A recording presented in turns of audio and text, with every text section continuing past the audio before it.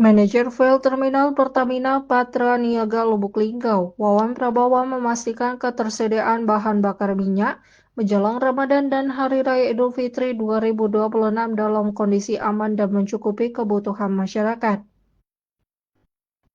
Setiap pengiriman BBM ke terminal terdiri dari 18 rangkaian rel Town Wagon. Dengan pasokan tersebut, stok BBM di wilayah Lubuk Linggau dipastikan berada dalam kondisi aman. Untuk mendukung kelancaran distribusi selama periode mudik dan Lebaran, Pertamina akan membentuk satuan Satgas Ramadan dan Idul Fitri mulai dari H-30. Untuk tahun ini, masa pembentukan Satgas lebih awal dibandingkan tahun sebelumnya, yang dimulai daripada H-15.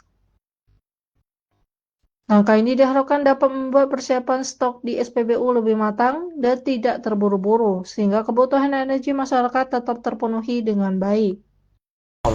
Awal Ramadan kami sudah mulai satgas. Jadi berbeda dengan yang tahun-tahun sebelumnya yang H-15 plus 15. Untuk kita penyiapan stok di SPBU juga tidak terlalu buru-buru ya. Jadi pasti aman insyaallah. Cuma nanti memang berbeda ya harga ya. Karena memang yang non subsidi sama yang subsidi. Jadi untuk yang ke masyarakat subsidi.